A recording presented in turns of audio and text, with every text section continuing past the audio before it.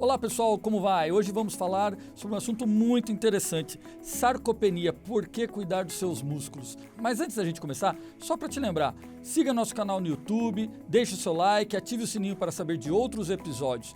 E sempre que quiser, ouça esse episódio lá no nosso podcast.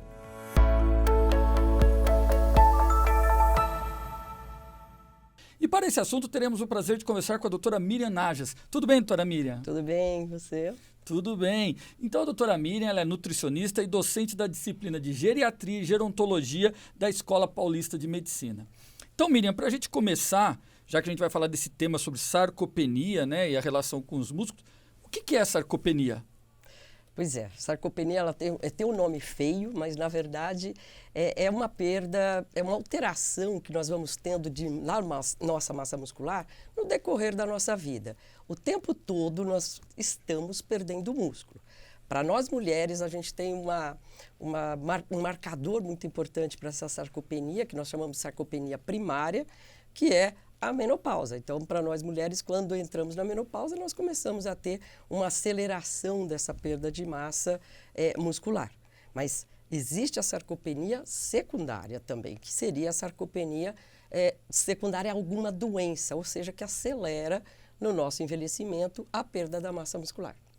Então, sempre que eu tenho a sarcopenia, na mulher é mais marcado após a menopausa, isso. Mas eu posso ter em outros períodos da vida, então... A vida toda. Na verdade, a vida toda nós estamos fazendo essa alteração de massa muscular, o tempo todo.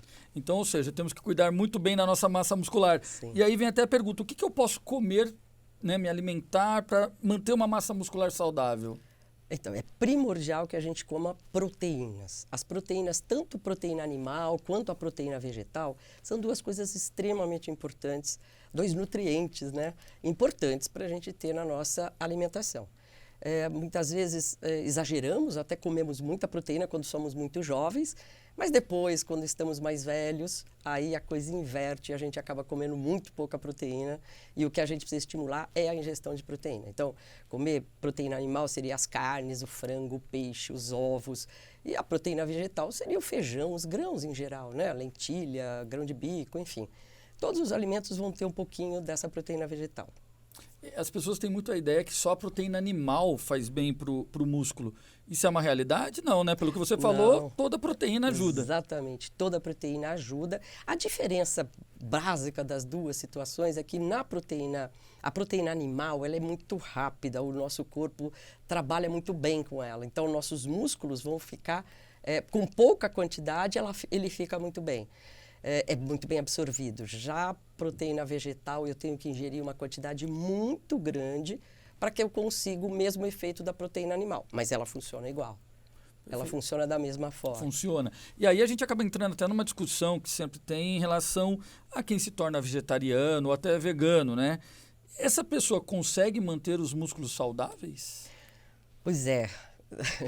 Eu tenho uma situação que é muito importante, eu acho que é bacana todo mundo entender sobre isso.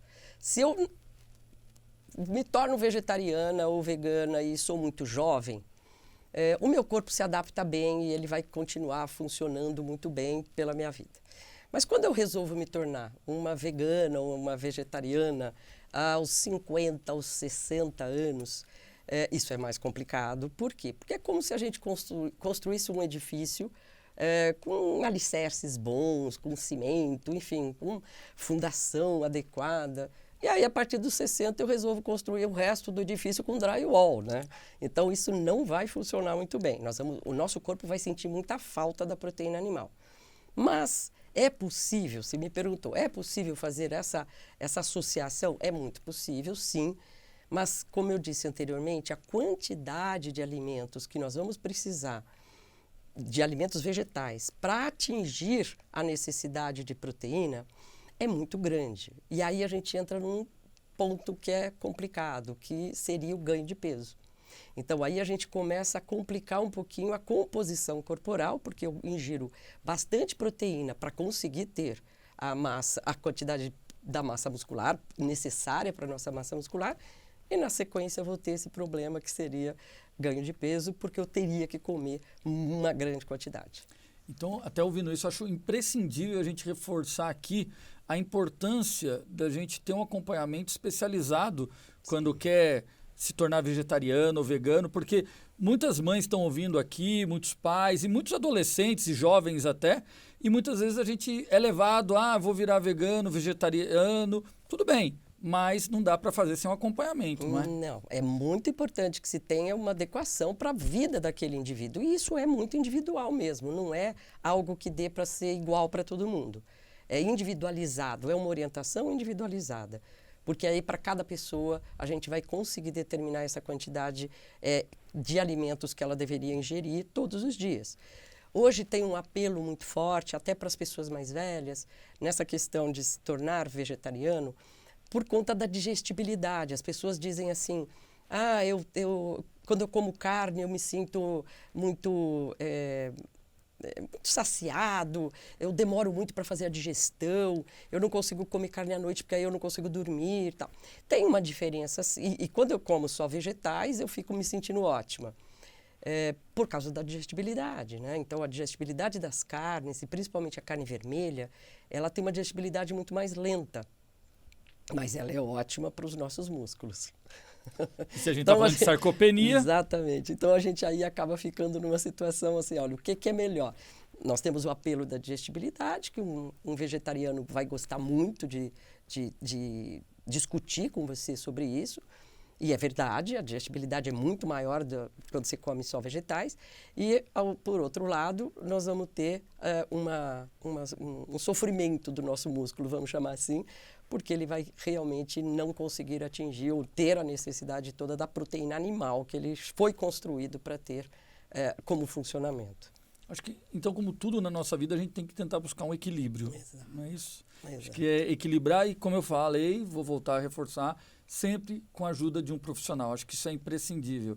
Então, a gente traz aqui uma grande profissional para discutir do assunto, mas não se esqueça, procure um profissional antes de começar a fazer alguma coisa de forma inadequada. É isso. Essa é uma boa dica para todos nós. Perfeito. E já que a gente está falando exatamente dessa questão, né, de como utilizar o alimento, mas eu tenho sempre a opção de usar suplementos nutricionais.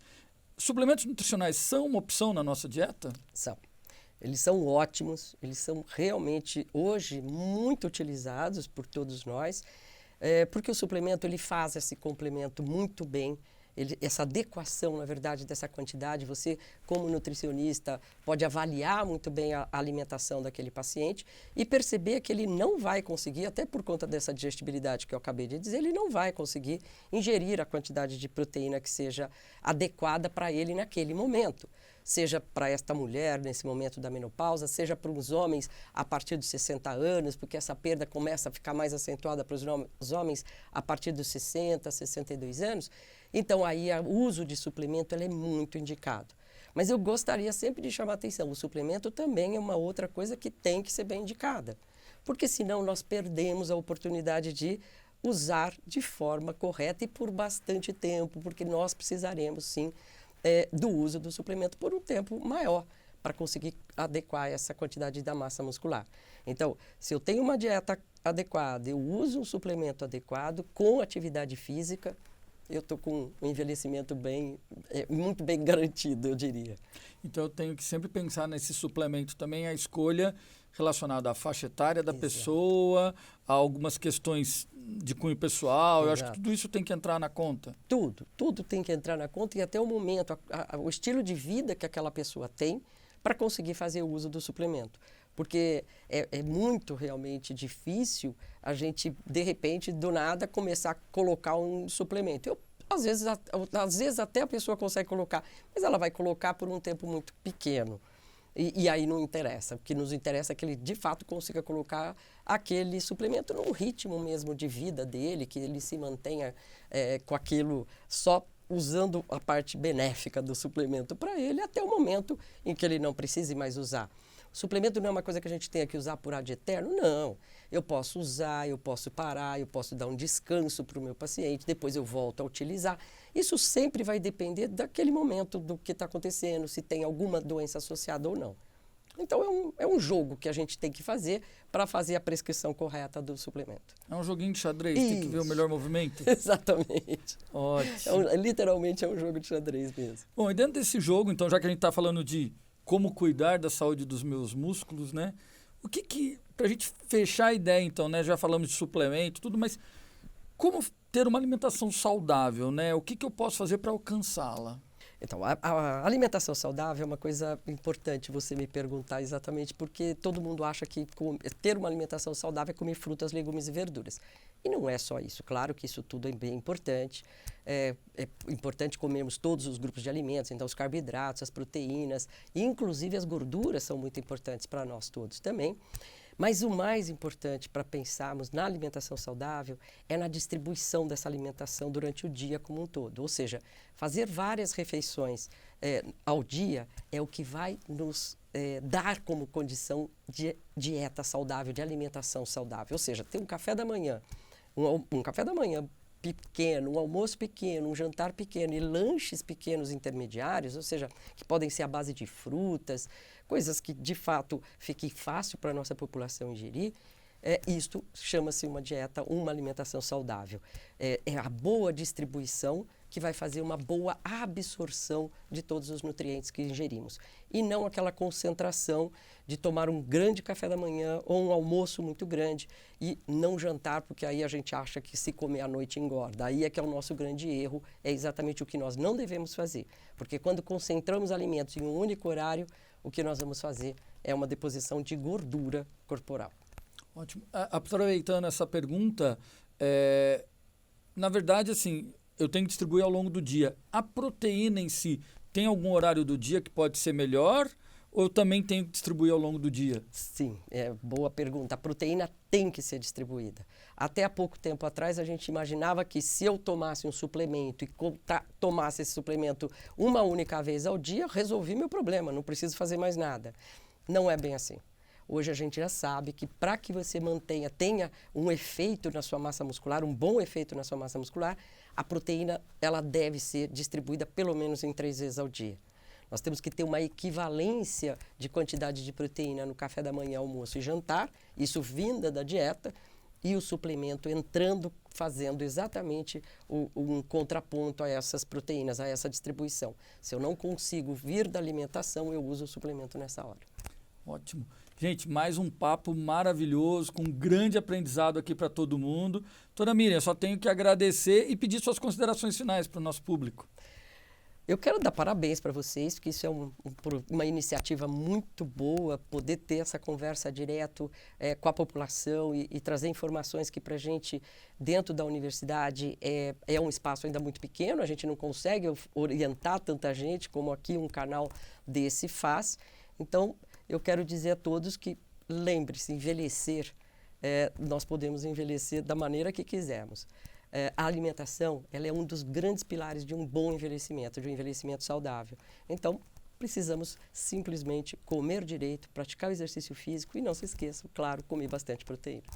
Muito obrigado, doutora Miriam. Então, pessoal, olha, dica final perfeito, comer direito, praticar exercício físico e, quando necessário, suplemente também, né? A gente tem que sempre buscar o melhor para todos nós. Bom, pessoal, mais uma vez agradeço a todos vocês aqui, lembrando a todos, acompanhe o nosso canal no YouTube, ative o sininho para acompanhar outros programas, deixe o seu like e sempre que você quiser, pode ouvir esse episódio lá no nosso podcast. Até a próxima, pessoal!